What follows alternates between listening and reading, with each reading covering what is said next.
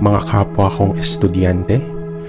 Marahil marami na sa inyo ang nakarinig o nakaengkwentro ng salitang Sator, Arepo, Tenet, Opera, Rotas. Ngunit marami pa rin sa inyo ang nagtataka kung saan nga ba ito nagsimula o kung ano nga ba ang ibig sabihin nito. Sa araw na ito ay ipapahagi ko sa inyo ang maikling kasaysayan ngunit importanteng impormasyon ng Sator. Noong unang panahon, sa mga panahon ni Emperor Nero ng Roma Imperyo, ang mga Kristiyano ay pinagpapatay dahil ayaw ni Emperor Nero na may ibang kilalaning Diyos liban sa kanya.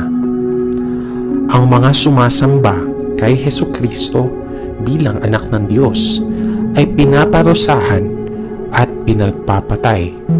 Kung kaya, ang Sangkristyanuhan noong araw ay nag-usap para maitago nila ang kanilang pananampalataya sa forma ng salita. Napagkasunduan nila na ang kanilang gagawing code ay Pater Noster, Alpha et Omega. Ngunit makikilala pa rin sila bilang Kristiyano dahil sa si Jesus ang nagturo ng panalangin bilang Ama namin at sa libro ng mga pahayag ni San Juan na ang Alpha et Omega ay ang Diyos ng mga Kristiyano. Hinabi ang mga salitang nabanggit at lumabas ito. Mula sa salitang ito, napakrus na sumisimbolo ng pananampalataya ng mga Kristiyano na iporma ang orasyong ito. Sator, Arepo, Tenet, Opera, Rotas. Sumakatuwid, ang orasyong ito ay binabanggit ng isang Kristiyano noong araw upang makilala ng kapwang Kristiyano na hindi mapapansin ng mga Romano.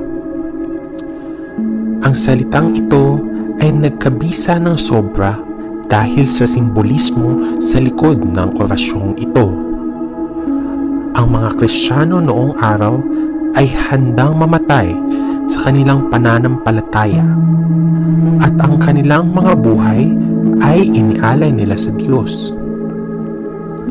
Ang orasyong ito ay nagkabisa ng husto sapagkat napakaraming mga martir, mga santo at santa ang nag-alay ng buhay para sa Sangkristyanuhan.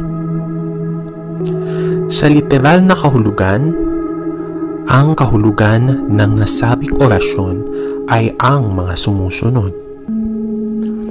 Ang ibig sabihin ng Sator ay Diyos Ama Tagaligtas. Ang ibig sabihin naman ng Arepo ay na kumikilos, nagbubungkal. Ang ibig sabihin ng Tenet ay naghahari. Ang ibig sabihin naman ng opera ay sa mga gawa ng tao. At ang pinakahuli naman ay ang rotas, na ang ibig sabihin ay at mga ginawang mga bagay.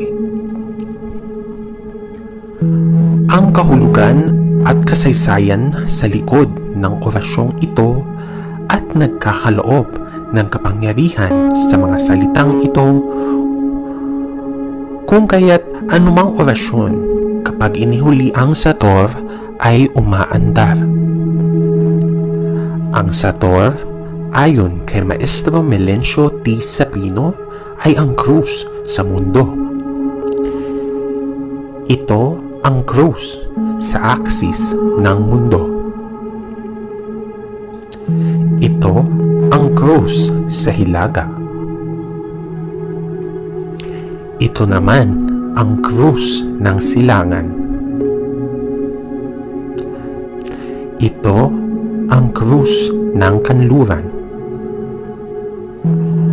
Ito naman ang krus ng timog. Ang krus ay sumisimbolo ng Kristiyanuhan at ang kapangyarihang tinatawag ng Sator ay kapangyarihan mula sa iba't ibang panig ng mundo kung saan ang mga Kristiyano ay lumalaganap. Maraming mga basag ang mga letra ng Sator. Ayon sa testamento ni Demetrio Sibal, isa sa mga kilalang tagasunod ni Maestro Melencio T. Sabino, ang Sator ay nahahati sa hindi koronados at koronados. Kung sa madaling salita, ang Sator ay ang combination ng dalawa. Ito ay kanan, ngunit pwede rin ito gamitin sa kaliwa. May mga Sator na ang gamit na susi ay pangalan ng Diyos. Ngunit meron ding mga Sator na ang gamit o susi ay mga pangalan ng Diablo. Importante na malaman natin o gamitin natin ang mga Sator galing sa mga pangalan o sa pangalan ng Diyos, sapagkat ito ay nagbibigay ng malalakas na kapangyarihan bilang protection, pagbibigay ng hiling, o pagpapalayas ng masasamang espiritu. Sa personal kong opinyon, ang paggamit o pag-usal ng mga kaliwang Sator ay napaka-delikado, sapagkat hindi mo alam sa iyong pagbigkas pa lamang o paggamit ng mga salitang ito ay inaalay mo na pala ang iyong kaluluwa o spirito sa mga demonyo. Kaya kung maaari ay huwag nyo na pong basahin, huwag na pong magka-interest at stay away po kayo sa mga kaliwang Sator. Napaka-importante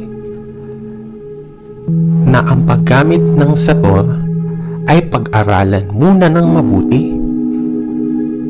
bago ang pag-usal ng mga orasyon nito. At yan na nga mga kapwa kong estudyante, I hope mayroon kayong natutunan mula sa araw na ito. Maging mapagkumbaba pa rin tayo at maging madasalin sa Diyos Amang makapangyarihan sa lahat. Yun lamang po. Maraming salamat.